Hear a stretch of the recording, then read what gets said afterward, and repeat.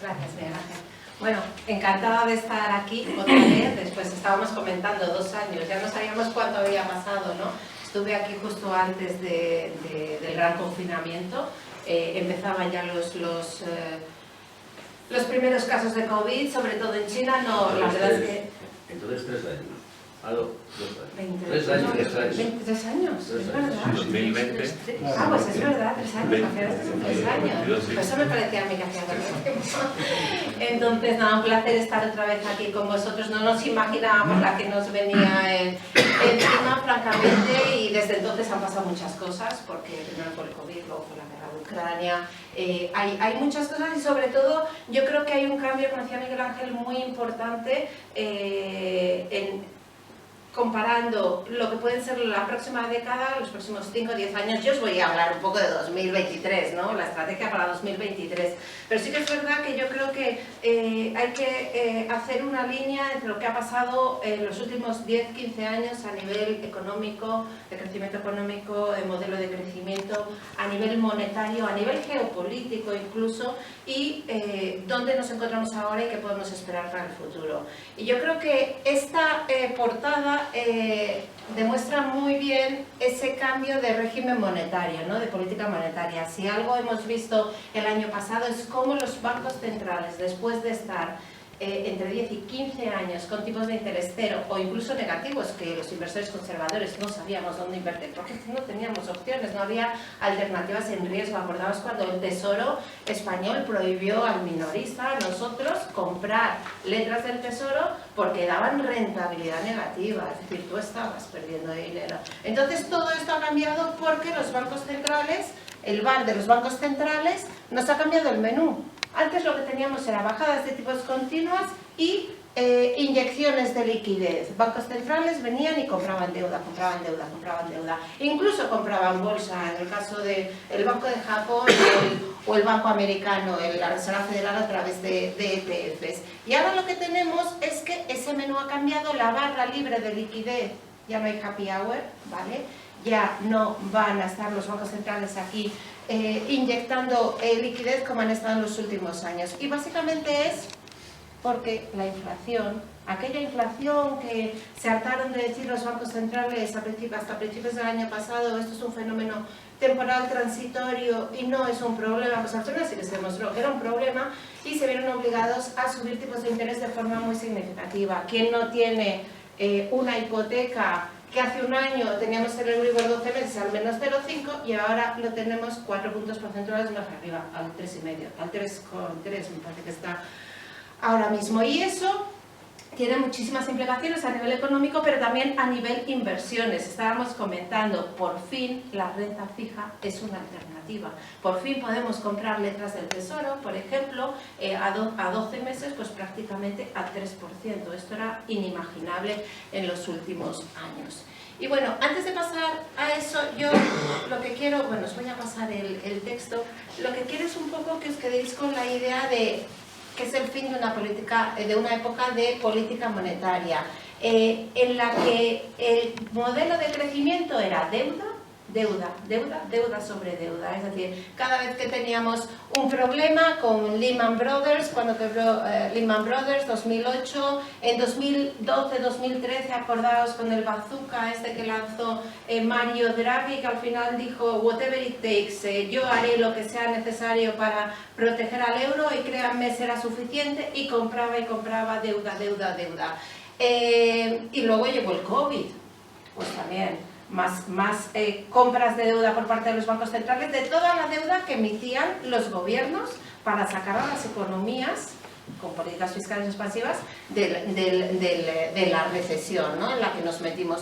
Bueno, ese modelo de crecer en base a una deuda creciente, y los bancos centrales, aquí tenéis a Powell, a Lagarde y a Kuroda, es decir, Estados Unidos, zona euro, y al japonés, emitiendo dinero como si no hubiese un mañana. Esto se nos ha acabado. Entonces, evidentemente, no sé si habéis oído hablar de la PUT, de la Fed, ¿no? La PUT de la Fed es que cada vez que hemos tenido desde 1987 un mercado bajista, y un mercado bajista se entiende como bolsa americana, cae más del 20%, lo que teníamos era que los bancos centrales salían al rescate.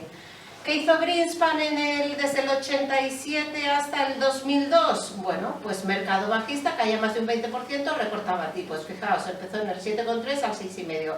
Podéis ir viendo ahí hasta que se fueron al 0%. En el momento que los tipos estaban a cero y ya no podían seguir bajando, se dedicaron al famoso quantitative easing, ¿no? A comprar deuda, a emitir dinero y a comprar deuda.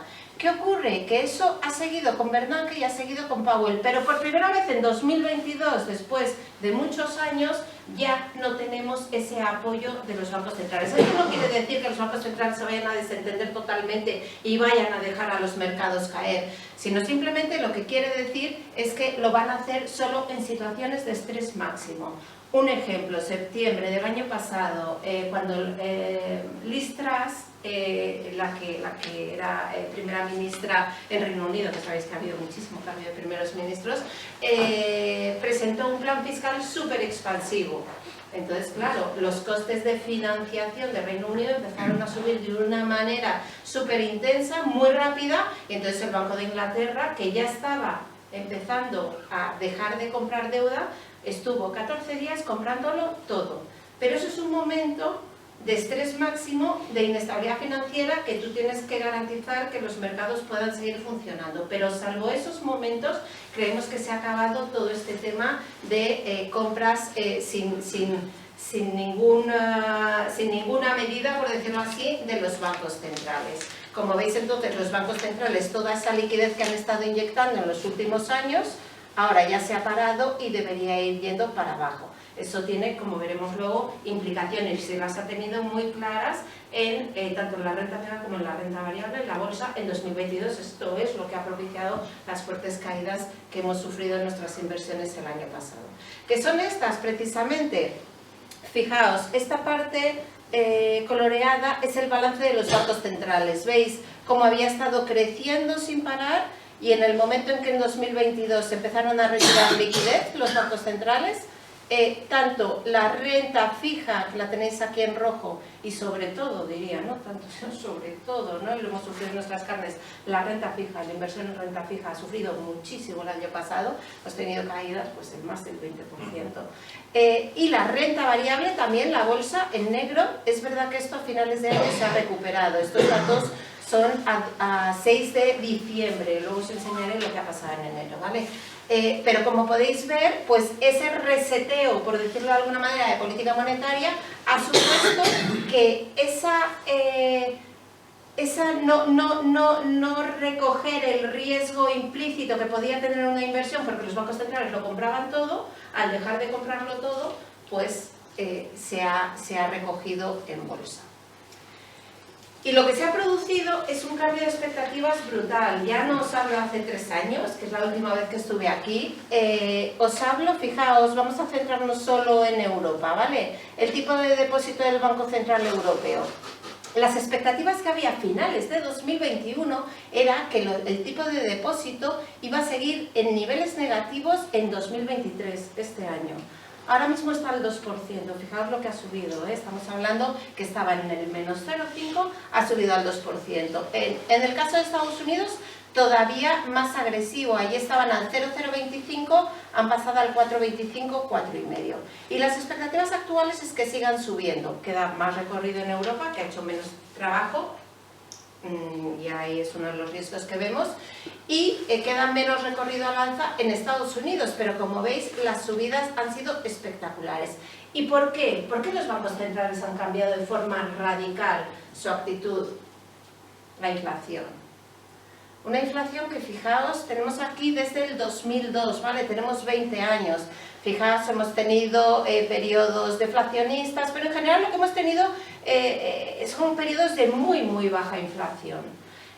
Los bancos centrales, de hecho, lo que hacían era bajar tipos e imprimir dinero e inyectar dinero para intentar subir la inflación. El problema es que ha habido determinados factores que han hecho que esa inflación, lo que tenéis marcado aquí con la línea del 2%, es el objetivo de inflación de los bancos centrales, lo que ellos llaman estabilidad de precios, y donde quieren a toda costa devolver los niveles de precios.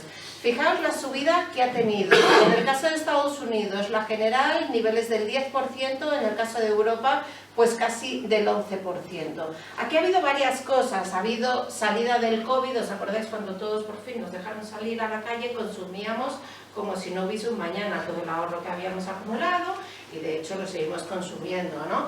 Y ahí teníamos una demanda muy fuerte despertando con la reapertura, y teníamos una oferta donde había problemas, porque había cuellos de botella, porque en China, que era donde se producía todo, seguían cerrados y han seguido cerrados hasta el mes pasado. Y luego se nos juntó la guerra de Ucrania. A ver, ojo, la inflación no ha venido con la guerra de Ucrania, o sea, la inflación es de antes. Lo que pasa es que la guerra de Ucrania ha intensificado la subida de los precios.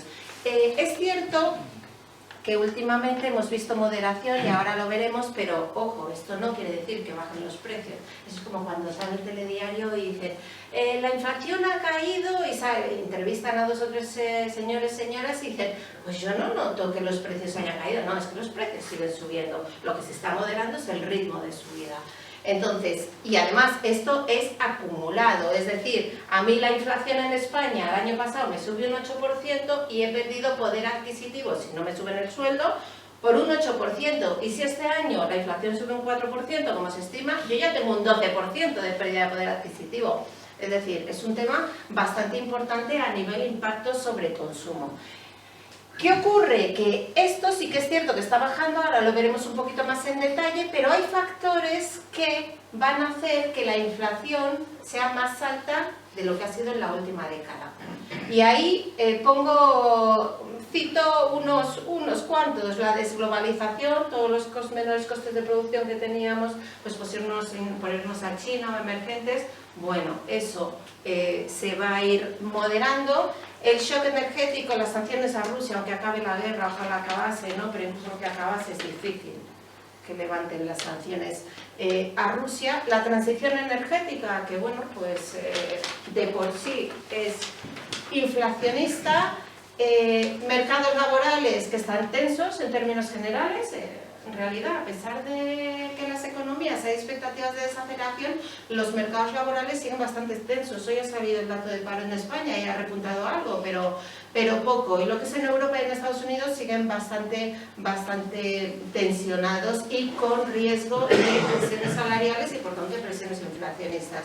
Y luego tenemos la demografía en China, que por primera vez yo no sé, muchísimos años, yo ya ni recuerdo, en 2022 la población china ha caído, ¿vale? Y eso al final es menos gente buscando un trabajo y por tanto más presiones salariales. Entonces, ¿qué queremos decir con esto? Que sí, que la inflación va a caer desde máximos, pero que no nos volvamos locos. O sea que cuando las bolsas están subiendo, como están subiendo este año un 10%, porque la inflación está cayendo y el mercado piensa que los tipos de interés no es que ya vayan a dejar de subir, sino que van a empezar a bajar, yo lo que quiero es que os quedéis con la idea que no vamos a volver a la situación anterior. No vamos a volver a tipos cero negativos. Era en sí una aberración económica, ¿no? Por decirlo así. Entonces, hay señales de respiro en la inflación, sobre todo en la americana. Los cuellos de botella, veis que caen. Por el lado de los transportes, el coste del transporte ha caído de forma muy significativa. Los precios de las commodities, de las materias primas, han caído de forma significativa, pero es verdad que sigue habiendo riesgos. O sea, yo creo que el buen tiempo oculta los problemas. ¿Qué quiero decir con esto? Veis que todos los datos que están saliendo de la economía en la última parte del año están siendo mejores de lo esperado. Incluso hoy salía, creo que era el ministro de Finanzas alemán revisando al alza el crecimiento esperado para Alemania. Antes hablaba de menos 0,4, ahora creo que habla de más 0,2, más 0,3. ¿Por qué? Porque hemos tenido un inicio de invierno súper suave. Ahora hace frío.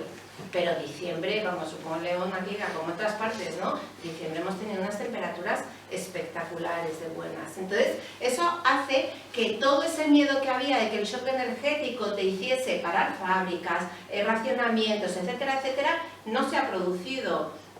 Ojo, el invierno es muy largo y después de este invierno viene otro. Ahora veremos unos gráficos interesantes. Y luego creemos que la energía fijaos, a pesar de haber caído mucho el precio del gas, sigue bastante por encima de los niveles previos a la guerra, ¿no? Eso es un tema. Y luego el tema del diésel, que nadie lo comenta mucho, pero ahora vienen sanciones a Rusia a partir del 5 de febrero, si no recuerdo mal, al diésel ruso. Eso puede ser otro problema, ¿vale? De presión al alza sobre los combustibles. Este es un gráfico que hablaba con alguno de vosotros. China es la gran caja negra, ¿no? Este gráfico está hecho justo cuando presentamos la estrategia a mediados de diciembre. Aquí lo que veníamos a decir era que las restricciones estaban bajando y que en el momento en que bajaban las restricciones a la movilidad, quiero decir, es decir, que les abrían las puertas y les dejaban salir a la calle, los casos COVID aumentaban. Yo he intentado actualizar este gráfico y se ha vuelto loco, es decir, los datos que te dan no tienen ni pies ni cabeza, porque esta línea de restricciones cae totalmente porque han abierto y dejan a la gente moverse libremente, pero en cambio esta línea de nuevos casos COVID también cae, y eso no tiene ninguna lógica, porque te están diciendo, por mucho que las noticias que lleguen de China sean todos los curas que queramos ver, el incremento del número de casos ha sido brutal, ¿no? Entonces, aquí hay una cuestión, una de las razones por las que ha subido tanto la bolsa, y sobre todo la bolsa europea, en lo que llevamos de año, que os decía que ha subido un 10%, uno es la buena climatología, ¿vale? Y el otro es la apertura de China.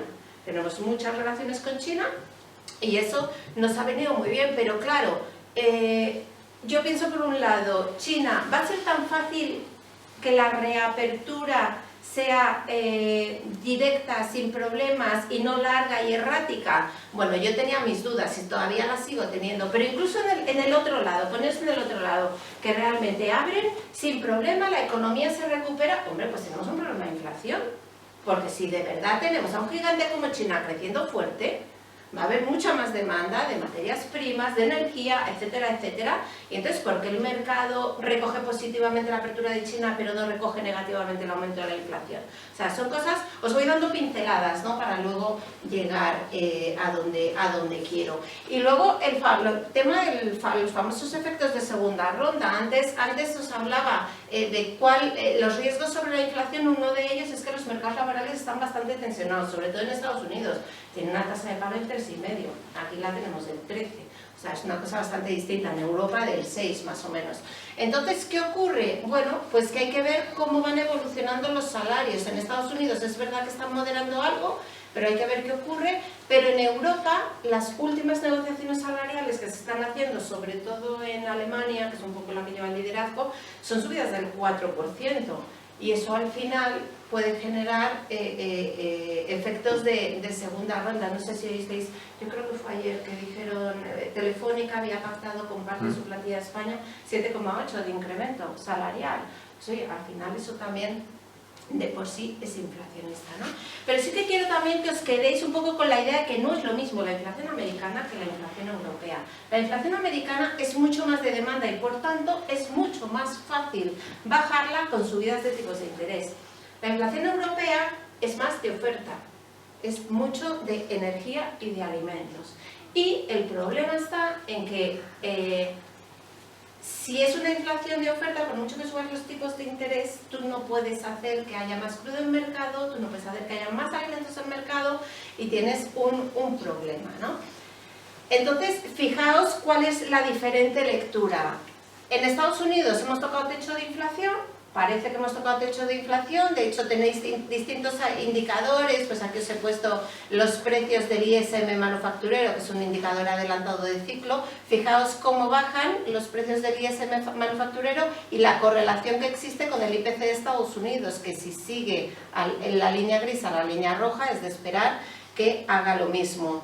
Precios de viviendas en Estados Unidos, gran parte del IPC son rentas, ¿no?, asociadas a temas de alquileres. Pues fijaos, los precios de viviendas cómo han bajado y es de esperar que esto, con un cierto retraso, que hablan de que podrían ser 6 meses, 9 meses, un año, pues también caiga. Los alimentos, 3/4 de lo mismo. Entonces, ¿qué tenemos con esto? Bueno, pues tenemos que la inflación americana llegó a estar por encima del 9%, ahora está en el 6,5%. ¿Dónde está el problema? En la subyacente, que es la más estructural, la que te quita energía y alimentos no elaborados. Y esa sigue todavía en el 5,7% y realmente para ver una desaceleración más pronunciada lo que necesitamos es que el mercado laboral americano frene, porque sigue muy fuerte. ¿Y cuál es la diferencia principal entre la inflación americana y nuestra inflación europea?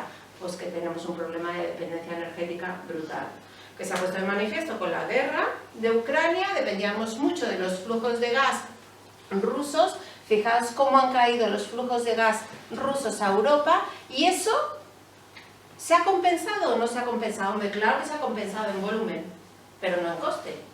¿Por qué?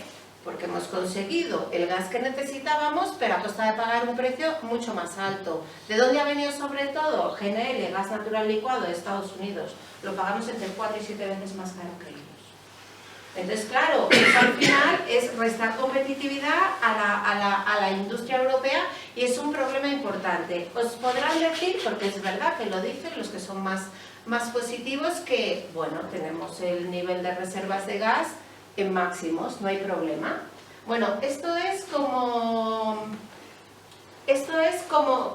si tú tienes un frigorífico y lo llenas de alimentos, ¿vale? Y luego tienes 2 niños adolescentes, como tengo yo, que se lo comen todo. Si tú tienes que rellenar el frigorífico, te vas al súper y el súper ha cerrado, como es el gas ruso, pues tienes un problema, porque no lo puedes renovar. De momento, ese problema no lo tienes porque esto aquí ahora más o menos está en el 80%, ¿vale? Porque ya se ha gastado algo. Este problema no lo tienes porque la climatología está siendo muy buena. ¿Cuándo vas a tener el problema? El problema lo vas a tener cuando esos inventarios que te van a durar 3 meses, aquí tenéis cuáles son las reservas de gas por cada país frente al consumo anual. Bueno, el nivel de llenado actual te cubre 3 meses de demanda. Cuando terminen esos 3 meses tienes que volver a llenar esas reservas, esos inventarios. Y aquí es algo que el Fondo Monetario Internacional lleva diciendo mucho tiempo, y por eso os decía, el buen tiempo te está tapando los problemas, porque el problema te puede venir luego. Tú, para el invierno 2023-2024, cuando empiezas a llenar las reservas que se te van a gastar, probablemente en abril, y demos gracias que la guerra empezó cuando ya teníamos llenas las reservas, o medio llenas, las teníamos bastante bien. Bueno, pues cuando tengas que volver a llenar, los proyectos globales de GNL, que os digo que es sobre todo donde conseguimos ahora el gas, porque ya no tenemos el ruso, van a bajar bastante en 2023 la oferta, pero es que ya no es solo eso, es que va a haber más competencia por ese GNL. ¿Y de quién? Pues de China. Si China realmente se reabre, los chinos van a demandar mucho más energía, y eso te va a subir el precio, vas a tener que competir. Y eso al final es, ¿tengo el gas? Sí, tengo el gas. Hombre, habrá, si hay problemas de racionamiento en un momento dado y tal, pues habrá empresas que son intensivas en gas y que se vean obligadas no sé, azulejeras, o sea, las que son muy intensivas en gas, ¿no? Y el problema es que tú cierras una fábrica, pero una fábrica no sale así. O sea, quiero decir, ese es un tema con implicaciones pues muy importantes, ¿no? Y ahí está, en todo esto subyace nuestra idea de que los precios de la energía se van a mantener altos durante largo tiempo. Por la parte del gas, y si os digo la verdad, yo creo que también por la parte del crudo. Porque es que tenemos un problema, yo sé que esto igual no es muy políticamente correcto decirlo, pero tenemos un problema de que no se ha invertido en combustibles fósiles, y por mucho que queramos ser verdes y la transición energética y todo lo que queramos, el 83% de la energía siguen siendo combustibles fósiles. Lo queramos o no lo queramos, no se puede correr más de lo que se puede, ¿no? Entonces, ¿qué quiero decir con esto? Pues que tenemos poca oferta, que la demanda es verdad que se puede moderar en el corto plazo porque haya desaceleración económica, pero si China tira, China va a demandar. Entonces yo creo que el precio del crudo entre 80 y 85 se va a mantener también, así que otro foco de tensión adicional. ¿Y eso a qué nos lleva? Bueno, pues nos lleva a que las inflaciones sí van a bajar, como veis aquí, en Estados Unidos, en el área euro, tanto en general como subyacente, lo veis también en los gráficos, y yo creo que va a ser relativamente fácil bajarlas al 5%.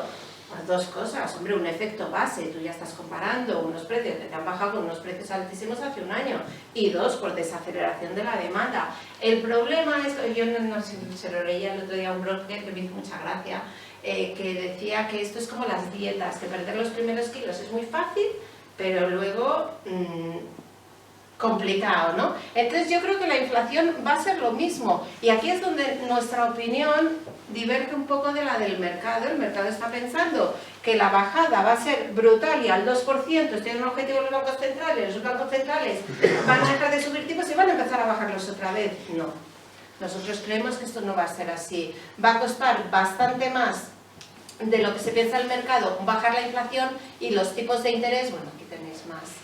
Fijaos los tipos de interés, o sea, para que seamos conscientes de lo que han subido los tipos de interés, porque te dicen, no, los tipos de interés han subido mucho en 2022.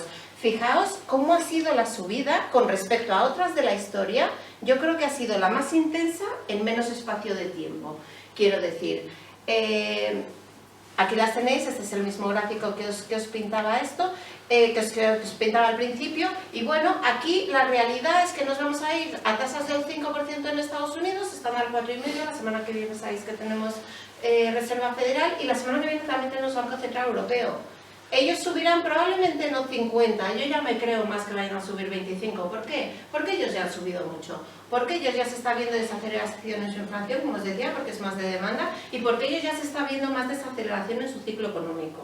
No en el PIB que se ha publicado hoy, que es del cuarto trimestre, sino en los indicadores más adelantados del ciclo. Entonces, allí están haciendo efecto las subidas de tipos. Claro, ellos han subido 400, 425 puntos básicos, nosotros hemos subido 250. A nosotros nos queda trabajo por hacer, ¿vale? Fijaos, aquí, de hecho, estamos en el 2% y yo creo que nos vamos a ir fácilmente al 3 o al 3 y pico. Y la semana que viene subirán 50 puntos básicos, yo creo que bastante claro.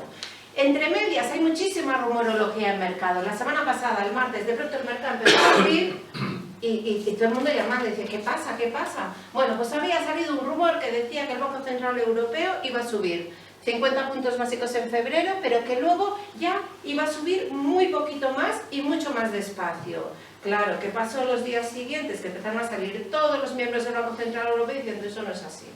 Tenemos un problema de inflación espectacular y vamos a seguir subiendo tipos fuerte porque es lo que necesita la economía. Bueno, aquí esto vamos a seguir, porque si no se me va el tiempo, perdonad. Bueno, lo que os decía, la FED va por delante, está intentando frenar la demanda y lo está consiguiendo, y bueno, lo único que quiero que os quedéis con la idea es que creemos que estamos muy cerca del final de la subida de tipos en Estados Unidos, te pueden quedar dos subiditas pequeñitas de 25 puntos básicos, hasta el 5, pero nuestra idea es que se quedan ahí. No que empiezan a bajar enseguida, como dice el mercado, porque creemos que el tema de la inflación es más importante de lo que piensa el mercado. De hecho, fijaos el mercado laboral americano. Esta línea lo que quiere decir es que cada americano que está desempleado puede optar a 2 trabajos. Hay 2 vacantes por cada desempleado. Eso, bueno, ojalá no tuviésemos aquí. Pero eso al final lo que te provoca es que el mercado laboral siga muy tensionado y que haya presiones salariales y con ello presiones inflacionistas. Y mientras tanto, el Banco Central Europeo, bueno, es que claro, a mí cuando me dicen no, el Banco Central Europeo va a frenar las subidas de tipos, a ver, te están dando para el 2022 una inflación del 8,4%. Para el 2023 una inflación del 6,3%, os estoy hablando de que su objetivo es el 2%. Para 2024 un 3,4%, y no es hasta el segundo semestre del 2025 cuando creen que la inflación se va a ir al 2%. O sea, ¿quién puede estar pensando en dejar de subir tipos y empezar a bajarlos? No tiene ni pies ni cabeza. Otra cosa es que luego la economía se desacelere mucho, que por el momento no aparece, y entonces ya veremos, ¿no? Y bueno, lo que sí que es cierto es que las condiciones financieras, yo creo que aquí se ve mejor, la línea roja son las condiciones financieras cuando empeoran, es decir, cuando suben los tipos de interés, cuando te hacen el crédito más complicado, etcétera, etcétera. Los indicadores más adelantados del ciclo se vienen para abajo. Voy a ir adelantando. Vale, es que al final hago las presentaciones un poco largas, luego si tenéis preguntas. Y entonces, ¿qué escenario de crecimiento se presenta? Ayer me llamaba la Nueva Crónica y una de las cosas que me preguntaba es, bueno, ¿entonces hay recesión o no hay recesión? digo, bueno, a ver, es cierto que el hecho, recesión sabéis que son 2 trimestres consecutivos de crecimiento negativo. Todo el mundo en mercado pensábamos, o casi todo el mundo, que el cuarto trimestre del 22 iba a dar crecimiento negativo y el primer trimestre del 23 en muchos países iba a dar crecimiento negativo, recesión técnica. ¿Qué ha ocurrido? Que con la buena climatología que hemos tenido, los estímulos fiscales que han metido los distintos gobiernos para impulsar la economía y la reapertura de China, el cuarto T del 22, pues probablemente consigamos salvar el negativo. Y entonces, ¿en el primer trimestre probablemente tengamos negativo? Sí. ¿Cuál es la diferencia entre más 0,1 crecer y menos 0,1? Para mí, francamente, para mí, poca. Es estancamiento económico. Y eso no es bueno, ¿vale? En ningún momento hemos estado, ni cuando se presentaban estas previsiones a mediados de diciembre, hemos esperado una recesión, perdonadme la expresión, a lo bestia. O sea, no estamos hablando de una recesión como la de 2008, donde era Lehman Brothers y todos los bancos centrales que estaban en entredicho, el corazón del sistema financiero, que es el que bombea al resto, ¿no? Con el crédito dando liquidez. No, en este caso no, pues porque los bancos están mucho más saneados, porque las familias, las empresas están mucho más saneadas. Estoy hablando de los balances de las empresas, de la situación de las familias, pero sí que estábamos esperando y no lo descartamos todavía que pueda haber pues varios trimestres de crecimiento muy débil o incluso negativo. ¿Y quién es la peor parada aquí? Nosotros no digo España, digo Europa. Europa, hemos perdido 2 grandes ventajas. Una ventaja era el gas ruso barato, se acabó, tenemos otro gas pero muchísimo más caro. Y la otra era una China creciendo fuerte, que me podréis decir, oye, pero China va a abrir, va a crecer fuerte. Bueno, ya veremos. Yo ahí también tengo mis dudas porque China, por mucho que abra, sigue teniendo problemas de fondo, pues como es su sector inmobiliario, como es el tema regulatorio, que allí la seguridad jurídica, bueno, pues todos sabemos que es lo que es, ¿no? Y entonces yo ahí también tendría cuidado. ¿Y quién es el gran ganador? Si se puede llamar a alguien ganador, ¿no?, de esta situación. Estados Unidos vende más gas a mayor precio y el dólar, que está bastante apreciado, aunque últimamente se ha depreciado bastante, limita la inflación americana. Bueno, esto es la pérdida de poder adquisitivo que se hablaba. Fijaos en eurozona, si los sueldos crecen al 2%, aunque crezcan al 4%, y la inflación ha estado, ha estado al 11% y ahora está al 9%, pues blanco y en botella, ¿no? O sea, España, por poner una, y esta sí que es un poco más actualizada, ¿vale? Porque los organismos internacionales tardan en actualizar. Esta es un poquito más actualizada también porque el INE de pronto te cambia las series cada X tiempo y ha revisado al alza. Entonces, como podéis ver, en la transparencia anterior poníamos más o menos que Europa podría crecer este año en torno al 0,5, que sea un poquito más. Bueno, pues España podría crecer en torno al 1,3. El año pasado también crecimos más, pero también es verdad que nuestra base es inferior, porque nosotros ni siquiera habíamos recuperado los niveles pre-COVID, que sí que habían recuperado en casi todas las economías. ¿Por dónde viene lo bueno?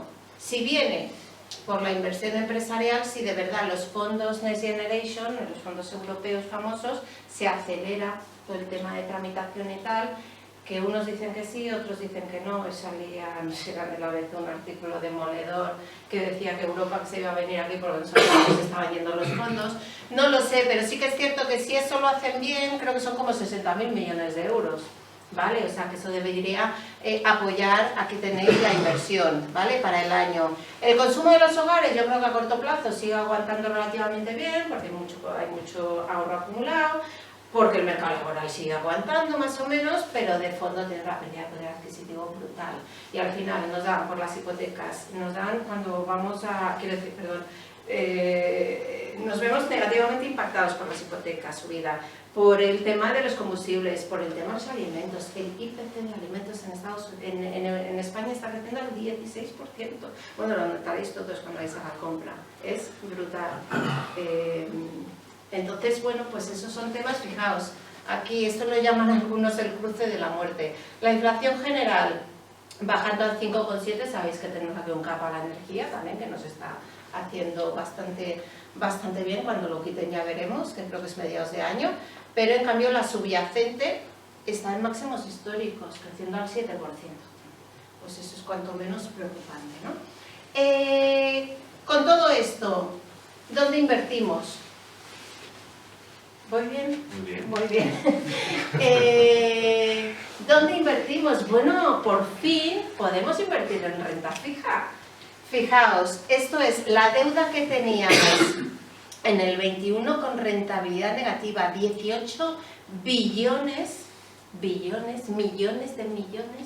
de dólares de deuda con rentabilidad negativa, que tú sabías que ponías el dinero y a vencimiento te daban menos dinero de lo que tú habías puesto, ¿vale? O sea, ahora eso ya no, porque como han subido los tipos de interés muchísimo, fijaos aquí todas, gran parte de estas curvas de tipos, del 2 años al 30 años, fijaos cómo, o sea, todo esto, no digo España, Italia, no, pero los Alemanias, los Francias, hace un año era negativo. Tú no podías invertir aquí y conseguir rentabilidad. ¿Qué pasa? Que en el año 2022 ha subido mucho de la mano de esas subidas de tipos para controlar la inflación. Entonces, ahora, como os digo, ya podéis encontrar opciones de inversión en renta fija. Bueno, yo aquí os pongo la curva de tipos, que esto es un poco más técnico, pero estábamos hablando de opciones de inversión de letras a un año, a 12 meses, al 3%. Sí, al 2,9. Nosotros hemos... Esta mañana hemos comprado al 2,9 aquí. Al 2,9, fíjate. Sí. Pues se está viendo ahora una comercialización de muchos fondos de renta fija sin meterte en nada agresivo, porque es renta fija de alto grado de inversión, lo que llamamos investment grade, y que te pueden dar que un 2,5, ¿no? A un año y pico. O sea que ya para el inversor conservador, que antes no lo había, ahora hay opciones.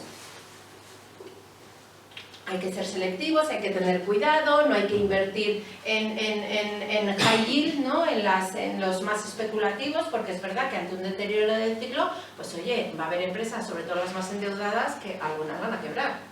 También hay que tenerlo en cuenta. Pero sí que yéndote a una parte conservadora y más segura, ¿no? de la inversión, yo creo que hay historias muy interesantes, y ya por no decir la deuda pública, a corto plazo, vamos, letras del tesoro. Yo compré el otro día a 9 meses, te decía un 2,80, ¿verdad?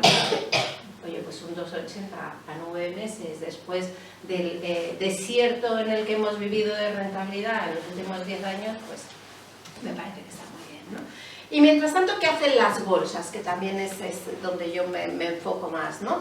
Bueno, pues las bolsas sí que es cierto que en 2022 hemos tenido caídas. Es verdad que el año lo hemos cerrado mucho mejor, porque desde octubre, ¿no? Desde octubre esto lleva subiendo. Bueno, en el caso del Eurostoxx, por ejemplo, Europa lleva casi un 30% de subida, pero sí que ha habido momentos de 2022 con toda esa repreciación del riesgo que os decía, ante las subidas de tipos de interés, hemos llegado a perder 25% en renta variable. Entonces, ¿qué ha ocurrido? Que lo que ha habido es sobre todo un de-rating. ¿Qué quiero decir un de-rating? Los famosos PERES. El inversor ha estado dispuesto a pagar menos por los beneficios empresariales, porque si veis una cosa aquí importante, fijaos en Eurostoxx, por ejemplo, la columna gris es el incremento del BPA, del beneficio por acción. Los beneficios el año pasado en Europa han crecido un 20%. ¿Por qué? Porque las compañías han podido trasladar todo el incremento de costes al precio final de venta. Otra cosa es lo que pasa este año, que no va a ser tan fácil con la demanda retrocediendo. Y luego arriba tenéis lo que se ha ganado por rentabilidad por dividendo. ¿Y qué tenéis abajo? Pues los menores PERES, es decir, los inversores han estado dispuestos a pagar menos por los beneficios futuros, por la incertidumbre que había. Y aquí lo veis muy bien, fijaos los PERES cómo han caído. ¿Vale? Ahí os pongo Estados Unidos arriba, en medio os pongo Europa y abajo os pongo España. Y es verdad que esa corrección de PERES ha sido mucho más intensa en Europa, España y Europa, y en Estados Unidos ha sido bastante menor. De hecho, Estados Unidos sigue cotizando con algo de prima con respecto a la media histórica. También es verdad que sus compañías son más rentables, que eso no se lo quito, ¿vale? Y aquí, pues podríais decir, oye, estos niveles, estos son prácticamente los de aquí en pleno COVID, que fue una buena oportunidad de comprar. compro, y claro, esa es la gran pregunta. ¿Qué es un PER? Un PER es la cotización de la acción dividida entre el beneficio por acción. La cotización de la acción ha caído mucho y de ahí que los PERs hayan bajado. ¿Qué ha ocurrido con el beneficio por acción? Que todavía no ha caído. ¿Por qué? Porque todas esas subidas de tipos que se están aplicando y las que se van a seguir aplicando tienen un impacto con cierto decalaje en la actividad económica y en los resultados empresariales. Y eso es lo que nos queda por ver. Fijaos, los márgenes de beneficios siguen en máximos históricos, están prácticamente en máximos históricos. Eso es por lo que os decía, porque las compañías han tenido el poder de fijación de precios para trasladar el incremento de costes de energía, de personal, de transporte, de todo, a los precios finales de venta.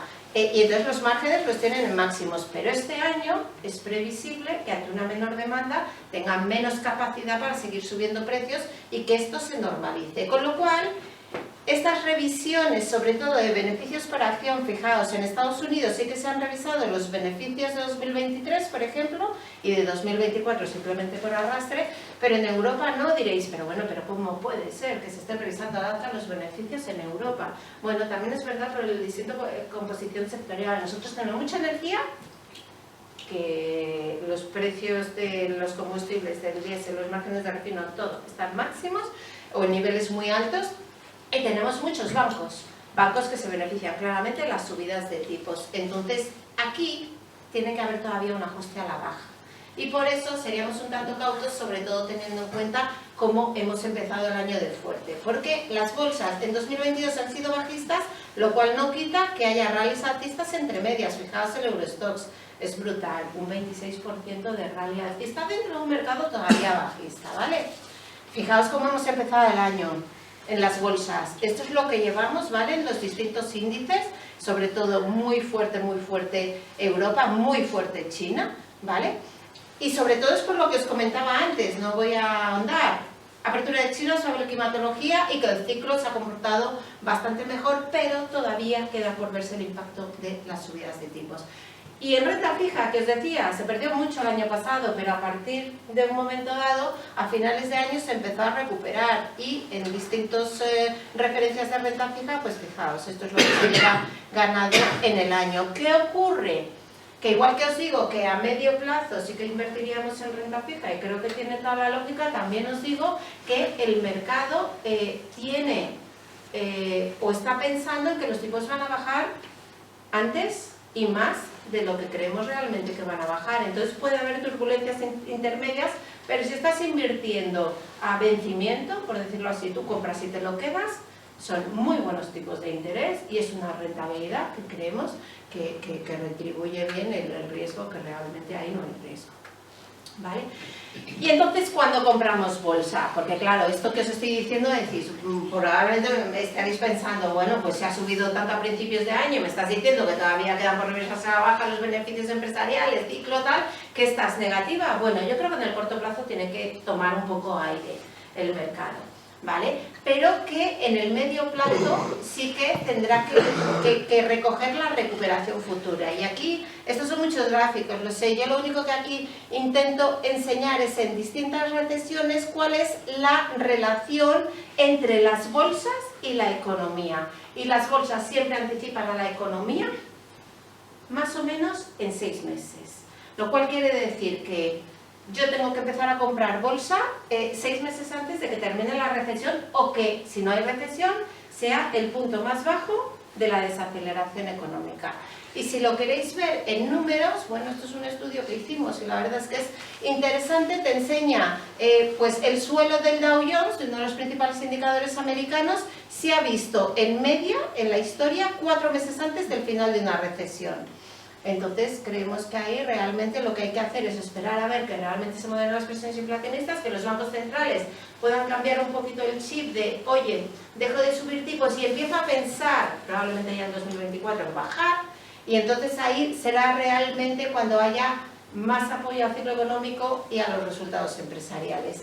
Creemos que va a haber incremento de volatilidad y creemos que hay que aprovechar para comprar estos gráficos, yo creo que ya los he traído otros años, no insisto, ¿no? Esto es más de lo mismo. Bueno, aquí no voy a entrar mucho. España, para dejar un poquito para preguntas. España, esto hay dos formas de hacerlo. Tú puedes hacer una valoración, lo que llamamos nosotros top-down, de arriba a abajo, que lo único que hacemos es coger los beneficios por acción, ¿vale? Que veis aquí cuánto pueden crecer o decrecer y qué múltiplo PER está dispuesto a pagar el inversor. Entonces, si asumimos que los beneficios están entre 0 y menos 0,5, que ahora mismo parece lo más probable con la situación económica que tenemos, y que el inversor está dispuesto a pagar un PER de 13, que es más de lo que se está pagando ahora mismo se está pagando 11 veces, ¿vale? Y fijaos, el crecimiento de BPAs que tiene el mercado ahora mismo es del 10% en el caso del IBEX, o sea, estamos hablando de que haya una revisión a la baja de beneficios. Bueno, pues en ese caso estaríamos hablando de un IBEX con un potencial de subida entre el 13 y el 19, serían estos niveles, 9.900, 10.500. Más que esto, porque esto al final es muy movible y tú no sabes si cuánto van a variar los beneficios realmente, ni cuánto va a estar dispuesto a pagar el inversor. Yo me fío más de esto. Yo tengo un equipo de analistas que analizan, de hecho ahora tenemos en cobertura pues cerca de 80 compañías, ¿vale? Analizan los valores, las expectativas de las compañías y llegan a un precio objetivo. Y esos precios objetivos son los que tenemos aquí metidos, se pondera cada uno por su peso en el IBEX, y llegamos a un objetivo de IBEX, 10.800. Eso es un 20% de potencial. ¿Esto es coherente con lo que os estoy diciendo que puede haber tomas de beneficios en el corto plazo? Totalmente. Esto es un objetivo a medio plazo, ¿vale? Y creo que lo podemos seguir haciendo mejor que Europa en 2023, bueno, por estos temas. Y bueno, aquí tenéis todos los valores en cobertura. De hecho, si tenéis interés en cualquier valor en particular, con la presentación de la estrategia hicimos una guía. Son 300 y pico páginas, yo sé que son muchas páginas, pero te vas al valor que te interesa, de los 80 que cubrimos, ves cuál es nuestra idea, cuál es nuestra recomendación, cuál es nuestro precio objetivo y qué son las cosas, la tesis de inversión, ¿no? Las cosas que pueden mover ese valor. Conclusiones. Fin de una época monetaria, ¿vale? Vamos hacia la nueva normalidad, que no van a ser ni tipos cero ni tipos negativos, ni barra libre de liquidez de los bancos centrales. Vamos a tener tipos altos por más tiempo porque creemos que la inflación va a estar más alta de lo que piensa el mercado por más tiempo. Y vamos a tener que hacer una digestión de toda la deuda que hemos acumulado en estos 15 años, que van a ser años, creemos, de menor crecimiento que en el pasado. Sin la PUT de la FED volvemos a tener rentabilidad, o sea, tenemos que ser selectivos.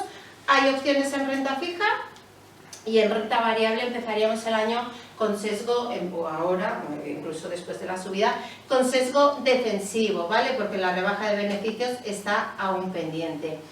Estas son nuestras carteras recomendadas actualmente. Sí que por centrarme en alguna, la de dividendo, yo creo que, si me preguntáis, oye, ¿por qué apuestas? O sea, realmente, ¿cuál es una de las estrategias de inversión que crees tú, Natalia, que puede seguir funcionando bien? Pues la cartera dividendo, que la gestionamos también en el Departamento de Gestión de Carteras con nuestras recomendaciones en Renta 4, esta cartera el año pasado sacó un más 14% absoluto. El IBEX cayó un 5%, en relativo le hemos sacado un 19% al IBEX.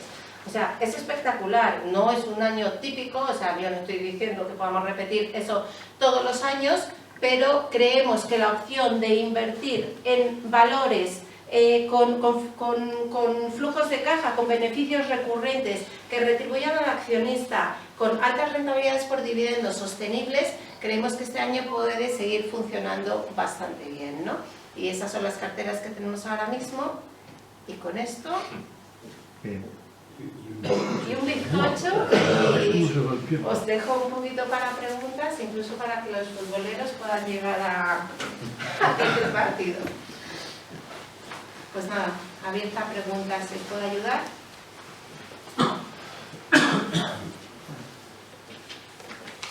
Mira, ¿qué piensas de algo que se está comentando también, que es de que los bancos centrales eleven el objetivo de inflación? Porque eso implicaría menos subidas de tipos. Yo lo comparto. Y yo te puedo decir, mira, de hecho, no sé dónde lo ponemos. Mira, hay mucha gente que está en contra de esto, ¿eh? Vamos, yo te digo, nosotros tenemos unos asesores macro y yo discutiendo el otro día, conversando con uno de los socios directores y tal, él me decía que los objetivos de inflación no se movían. ¿Pero por qué el 2%? ¿Por qué? ¿Por qué no el 3%? O sea, es que no tiene ninguna lógica. O el 1%. Es que probablemente en el momento, ves los gráficos que hemos puesto al principio, como mucho tiempo que estuvimos en deflación, ¿por qué el 2%? Igual en este momento necesitas otro objetivo de inflación, y además el problema que hay es que la Reserva Federal tiene un doble objetivo. Tiene el objetivo de estabilidad de precios 2% y el objetivo de pleno empleo 3,5% más o menos. Nosotros, Europa, solo tiene un objetivo del 2% de inflación.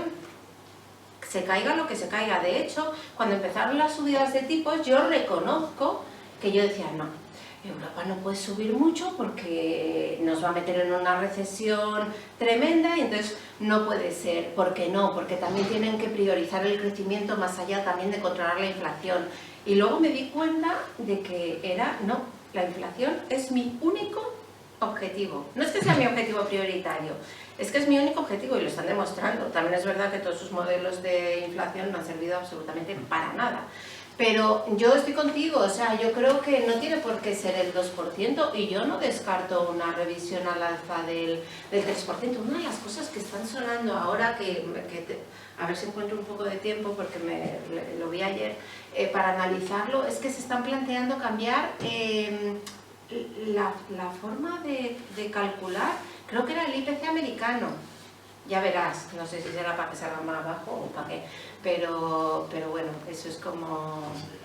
Pero los americanos... Iba a decir una inconveniencia, pero eso es como cuando el INE cambió a toda el y empezaron a los datos y es una cosa un poco rara, pero bueno. Dime. No, es una pregunta porque tengo dudas al respecto, Sí. que a lo mejor tú seguro que me aclaras. Porque la FED, ¿qué indicador de inflación sigue? Porque hablan del PCE, El del PCE CPI, central. El PCE central, o sea, pero el core, CPE... es lo que se llama aquí el deflactor del consumo privado subyacente, ¿vale? Y entonces, ese es verdad que está cayendo bastante, de hecho se publica mañana y mañana se espera que vuelva a bajar del 4,7 me parece que era al 4,4. ¿Eso son buenas noticias? Sí, claro que son buenas noticias, es su medida de inflación, pero fíjate, como la inflación está cayendo y el mercado está presionando para que dejen de subir tipos, de hecho ayer salió el Banco de Canadá, que yo creo que ha sido el primero entre los grandes bancos centrales en decir, voy a hacer una pausa. He subido ya 8 veces, creo que tengo los tipos en máximos de 15 años, voy a hacer una pausa para ver el efecto que va teniendo todas las subidas de tipos que ya ha hecho en la actividad económica y en la inflación. Pero ojo, luego dijo, pero si veo que no, sigo subiendo, ¿vale? Entonces, en el caso de Estados Unidos, como te decía, como lleva varios meses cayendo, ahora lo que dicen que van a empezar a mirar más, miran mucho el deflactor del consumo privado subyacente, pero van a empezar más a mirar más el es que son muy rebuscados, el IPC subyacente ex rentas, porque las rentas, que es todo el tema relacionado con alquileres, como tiene un decalaje de casi un año para empezar a ver bajar, y entonces, ¿qué es lo que van a mirar sobre todo? Van a mirar la parte de servicios, que lo que es importante para que eso se frene es que frene el mercado laboral, ¿vale? Que ha habido muchísimas contrataciones, sobre todo en servicios con la salida del COVID. Entonces es en eso en lo que se van a fijar. Pero en teoría su medida de inflación preferida es la subyacente del deflactor del consumo privado subyacente. Pero vamos, ya te digo yo que van cambiando un poco sobre la marcha todos en función un poco de lo que les convenga. Pero vamos, siguen las referencias de inflación, sobre todo en Europa, siguen años luz de... O sea, cuando dicen 9% de inflación, es que ha bajado, sí, lleva 2 meses bajando, desde casi el 11%, pero es que tu objetivo es 4 veces más abajo. Pero además, pregunto, te quiero decir, como la inflación es tan alta y los tipos están por debajo, ¿son todavía políticas monetarias expansivas? Hombre, es que son unos tipos reales negativos del menos 7%, que está en algún sitio de aquí que he pasado rápido. Es un poco menos 7%, raro, ¿no? Sí. Sí, por eso dicen también que lo está haciendo también el oro, porque porque está terminando la subida de tipos en Estados Unidos y porque los tipos reales siguen siendo muy negativos. En Estados Unidos ya no tanto. El otro día me decía uno, no, es que los tipos reales en Estados Unidos ya son positivos. Digo, no, todavía no, pero sí, estamos cerca. Pero aquí no, aquí estamos muy lejos. O consigues controlar la inflación y bajarla. Y el problema es que una inflación de oferta, pues es muy difícil bajarla. Y el problema está en que si hay presiones salariales, se te convierta también en una inflación de demanda, ya no solo de oferta. No lo sé, yo creo que el mercado está demasiado cómodo con dos buenos datos de inflación y yo creo que esto va para un poquito más largo, o sea, que convivir con inflación larga me temo que nos va a tocar todavía un tiempo. Ojalá no, pero yo creo que no. ¿Hay datos de qué inflación tendríamos en España real si pagásemos el gas, si quitan la sección ibérica? No te creas que es mucho, No. Porque yo lo hablaba el otro día y digo, bueno, pero a ver, ¿cómo ha podido caer la inflación española del 10 y pico, ¿no? Que estaba al 5,7 está ahora, la general. Y digo, hombre, mucho tiene que haber sido, y dice, no, eso al final te quita un par de puntos, bueno, un par de puntos que probablemente recuperarás luego cuando en junio, creo que es junio, ¿no? Creo que es junio cuando quitan lo de la excepción ibérica, pero a mí lo que me preocupa es la más pegajosa, la más estructural, ¿no? La subyacente que está al 7%. Y aquel día me acuerdo que era un viernes y que los mercados estaban tan felices y tal, era un día de subidas.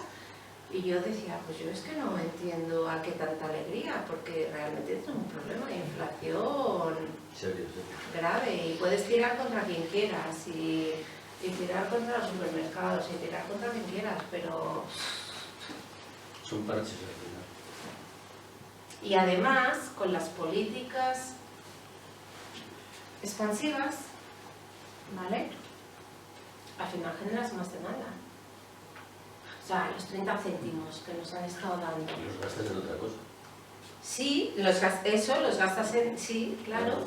Sí, si es que al final... y una de las cosas que se salta rápido era lo de que no se puede sorber y soplar al mismo tiempo, que es un poco así explicado, pero lo que no puedes tener es una política monetaria restrictiva, subida de tipos de interés que te está frenando la economía y una política fiscal que te está empujando. Entonces las políticas fiscales que antes eran para todos, café para todos, que nos daban los 30 céntimos a todos, pues probablemente deberían dirigirse solo a colectivos muy específicos. Pero bueno, luego lo del IVA de los alimentos.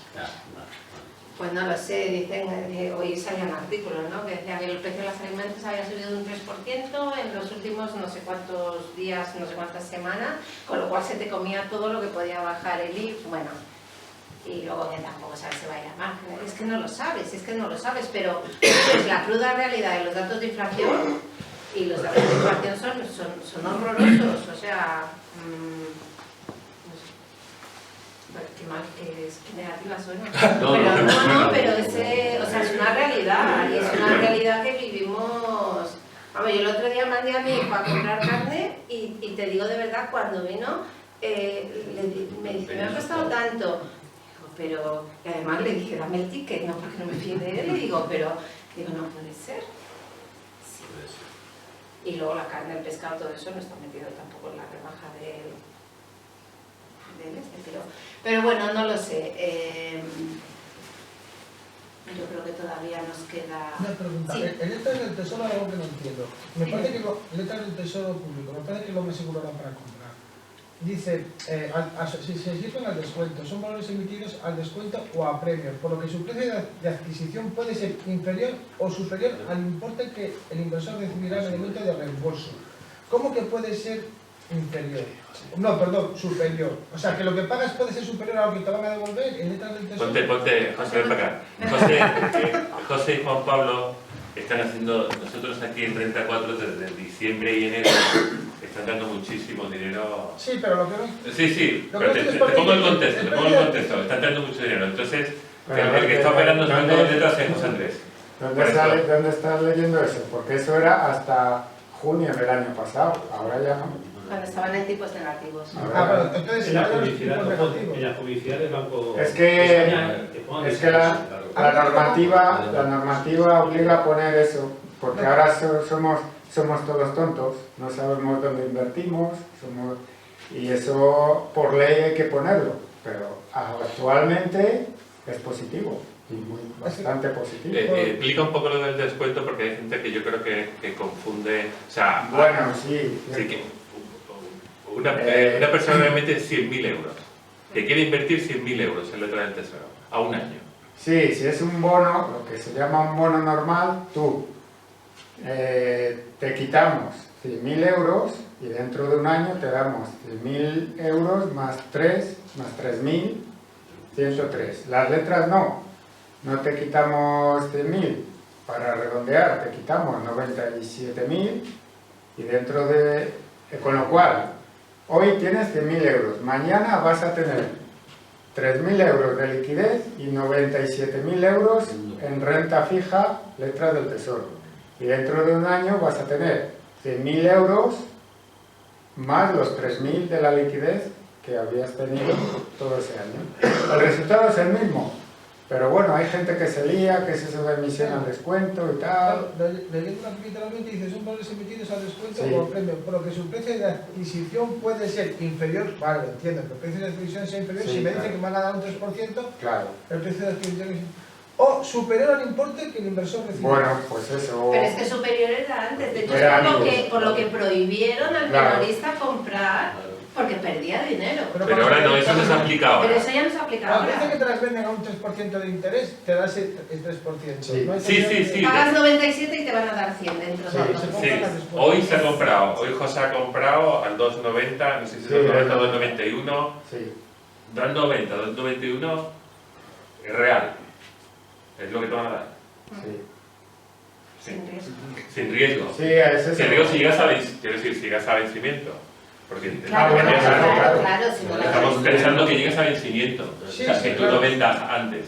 Sí. Justo. Porque si no, estamos en Si no mercado. es el mercado, Pues claro. nosotros estamos con el mercado secundario, que incluso para el cliente, por comisiones, es más beneficioso Sí. que el mercado primario. Nosotros en el mercado primario se cobra el 0,3, son los días que se subasta, pero nosotros normalmente entramos en el mercado secundario, que es más beneficioso para el cliente porque es el 0,1. O sea, que prácticamente nada, vamos. De hecho, nosotros no, quiero decir que Renta 4 no gana, no tenemos negocio con esto, ¿no? Pero nos interesa porque los perfiles conservadores, lo que decía Natalia, pues es que llevamos 15 años, que es que no había manera de rascar nada, y si no tienes nada de bolsa, no quieres... Ahora tienes, tanto en letras del tesoro, como también la comentaba Natalia, como en bonos corporativos, es decir, renta fija de empresa, sobre todo porque desde el verano hasta diciembre del año pasado el precio de esos bonos ha caído, y ha caído mucho, en algunos activos hasta el 20%.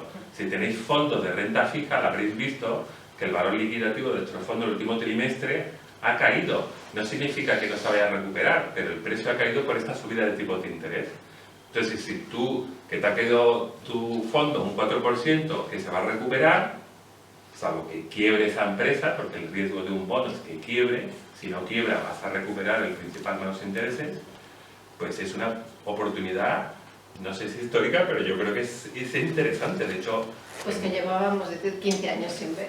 claro que llevamos 15 años sin ver, y de hecho ahora todos los bancos, y vais a ir viendo en este trimestre, que van a ir un poco por ahí, porque hay oportunidades interesantes del 3, 4, 5 y el 6% en renta fija. O sea, en un fondo de renta fija a corto plazo, a 6 meses, 1 año y medio, 2 años, pues la TAE que te da, en algunos casos del 3,5, del 4%, del 5%, sin asumir grandes riesgos, ¿sabes? O sea, sabéis que el riesgo de la renta fija es que si pones el ojo en una empresa que va y quiebra, pues allá tenemos problemas de quita y espera, en fin, es un poco rollo, ¿no? Mejor no.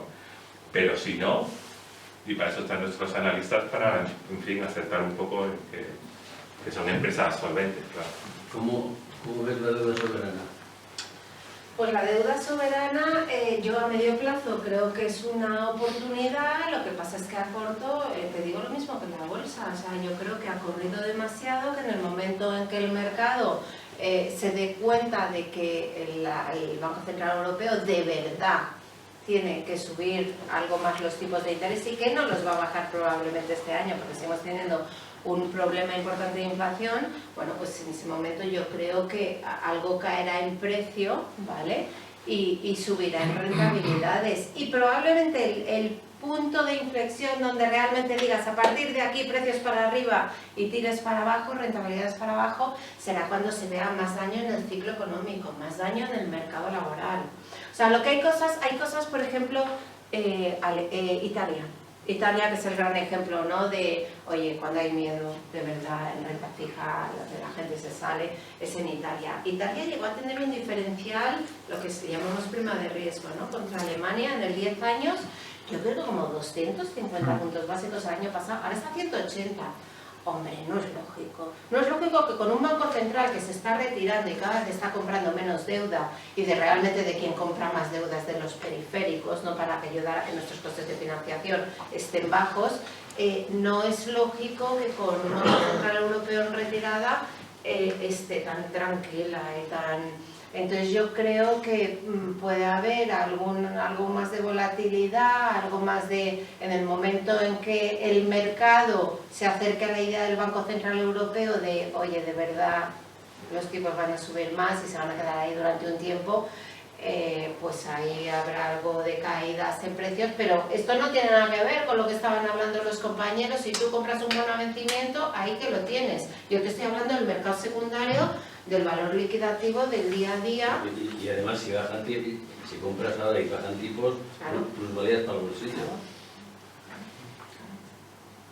Lo que pasa es que bajar tipos, yo no lo veo, pero a menos que me digas, oye, vamos a tener una recesión de caballo, bueno, entonces ya te diga, bueno, pues entonces vamos a ver. Pero sería una recesión de caballo que bajase la inflación. Si no baja la inflación, como su objetivo es estabilidad de precios, estás un poco ahí perdido, ¿no? Pero bueno, yo por lo menos, o sea, yo veo las cosas, claro, después de lo que hemos sufrido el año pasado en todo, porque ha habido un reseteo total de tipos de interés que no nos esperábamos ni tan bruscos, ni porque no nos esperábamos que la inflación subiese tanto, ni tan deprisa, ni... Vamos, ellos no se lo esperaban. Y que bajasen a la vez la renta fija y la variable, es que... Claro, es que, todo. ¿sabes qué pasa? Que es que todo, históricamente, yo creo que tú si miras mucha historia, lo que ocurría era cuando las cosas venían mal dadas en renta variable, en bolsa, era porque la economía iba mal, los beneficios empresariales caían. Y entonces, ¿qué pasaba? Que los bancos centrales bajaban los tipos de interés. Entonces te caía la bolsa, pero te subía la renta fija. Pero este año, el año pasado, pues se alinearon los astros. Pero no es que se alineasen los astros, es que habíamos llegado a un nivel de aberración de política monetaria que no tenía ni pies ni cabeza, que en el momento en que la inflación se les fue, pues ya no había nada que hacer, o sea, había que girar. No a partir de nada. Entonces lo de la bolsa ahora la ves demasiado alta para entrar, a descansar un poco. A ver, no la veo cara, ¿vale? Porque ya te he dicho que en términos, o sea, a medio plazo barajamos un nivel de 10.800, pero sí que creo que ha corrido mucho en el corto plazo.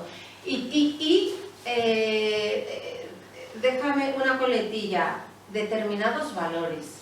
¿Vale? O sea, hay valores que se han quedado rezagados y hay otros valores, o sea, yo por ejemplo, y mira que yo tengo ya que es en cartera y no las he vendido, pero me parece espectacular, creo que desde octubre lleva como un 80%, si no recuerdo mal, y este año debe llevar un 40%, que hoy me decía el analista Iván, me dice, pues es que, dice, esto no tiene ni pies ni cabeza, y dice, porque el año pasado, que estaban súper fuertes, a finales, te hablo, estaban súper fuertes las reservas, todo, o sea, lo que eran los datos operativos de la compañía eran muy buenos, y nadie las quería, ni a los IAGs, ni a los Meliás, te hablo antes de octubre.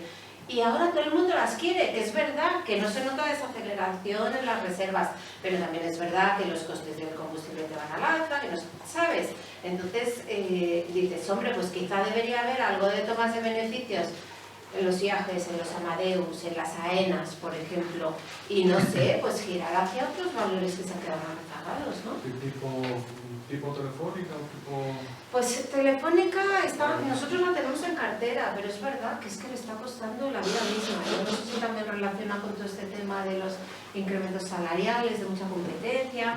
Yo creo que esa podría ser una opción, un Iberdrola podría ser una opción.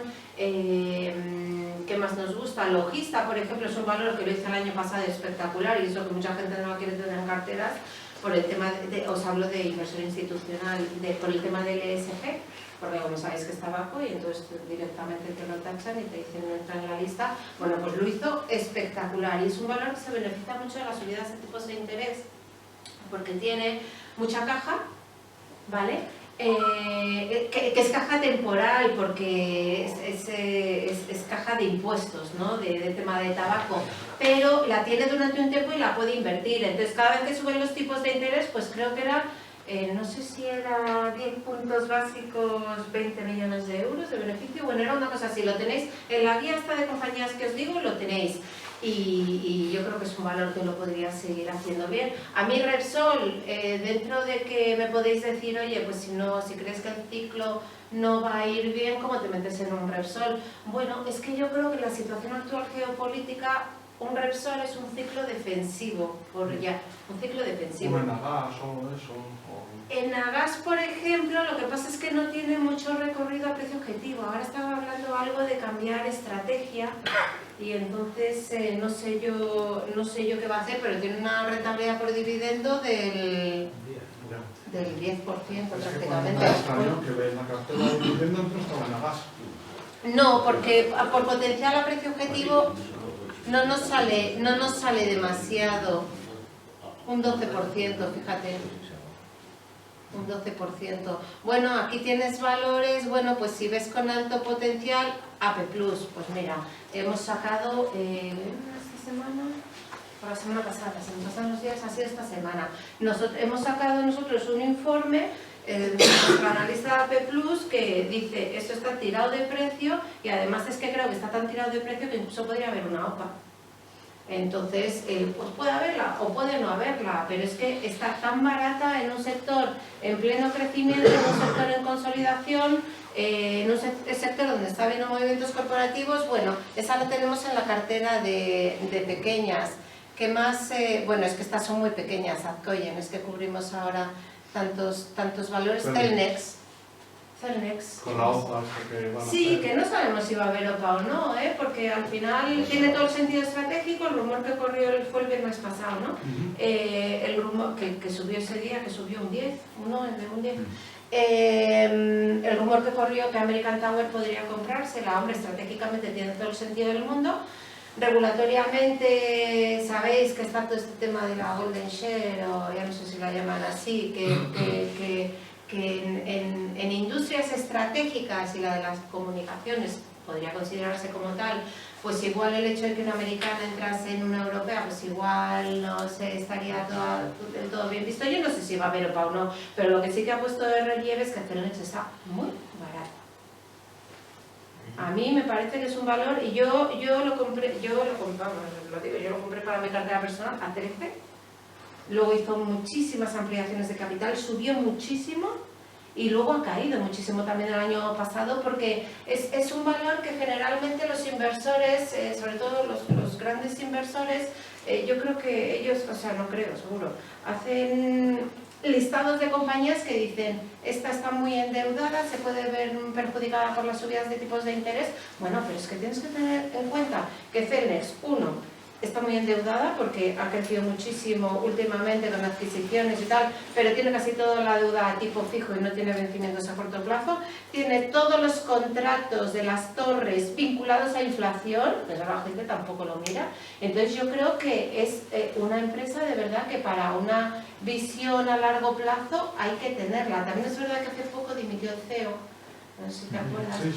Y entonces la gente empezó a preguntarse, ¿por qué ha dimitido el CEO? Pues probablemente porque la compañía ha cambiado un poco, ha girado la estrategia de crecer vía adquisiciones, lo que es M&A, ¿no? Movimientos corporativos, y va a crecer más orgánicamente. Y probablemente ese CEO que tenían, y seguro te diría yo, pues él se fue a una empresa que iba a crecer y no quería una cash cow, que las llaman, ¿no? Una vaca lechera de generar beneficio. Y entonces, bueno, pero yo creo que de verdad que es un valor que con una visión de medio-largo plazo, pues que es muy interesante tener. Y no sé, aquí, ay, perdona. Prosegur para nosotros está tirada. Para nosotros está tirada tanto cash como Prosegur. Prosegur la tenemos en la cartera, de hecho, dividendo, la tenéis en las de small caps, ¿vale? La tenéis aquí, la tenemos en la de dividendo y la tenemos en la versátil. Hay un informe que hizo nuestro analista Álvaro Aristegui sobre Prosegur que te explica muy bien la compañía. Y yo creo que merece la pena echarle un vistazo, porque es un valor que es verdad que no es muy líquido, ¿vale? No tiene mucho volumen negociado, pero vamos, los potenciales son espectaculares. Pero eso, esperar a lo mejor unos meses a que caiga esto o ir mañana a comprarla. Igual no cae, ¿eh? O sea, bueno, nosotros pensamos que a estos niveles, imagínate, con un potencial del 90%, pues claro que pensamos que Prosegur, claro, es que depende de cuál es su horizonte temporal, ¿no? O sea, tú con qué idea inviertes, con una idea de medio plazo, hombre, pues con un 90%, no sé ahora mismo, no tengo en la cabeza el gráfico de Prosegur. A nosotros siempre nos parece muy interesante, más allá de que yo, ahora que llevo más macro y estrategia, pero yo empecé como analista fundamental, o sea, estudiándome las cuentas de las empresas, el sector, la empresa, etcétera, etcétera, y calculando precio objetivo, tal, y dando recomendaciones. Pero yo creo que es muy bueno combinar, porque yo creo que de todo te vale, ¿no? Como método de inversión, combinar el análisis fundamental con el análisis técnico. Tenemos a Edu Faust, que es nuestro analista técnico, que hace unos gráficos, vamos a ver, me parece un muy buen profesional y tiene boletines semanales donde puedes ver un poco cómo ve el gráfico y también, oye, pues si te casan los dos lados. Él está bastante negativo con Mercado, también hay que decirlo, o sea, no sé, el caso de Prosegur yo no sé si lo tiene analizado, pero tienes otros muchos valores que en el momento en que te case, te cuadre la recomendación fundamental con la técnica, pues oye, no sé. No sé. Pues nada, sabéis que tenéis la presentación, el que la quiera que nos la pida, ¿vale? Y agradecer a Natalia que venga porque os digo que ellas no suelen viajar a ninguna ciudad, o sea que ya tenemos una tradición, a León siempre, y entonces la agradecemos con un aplauso, yo creo.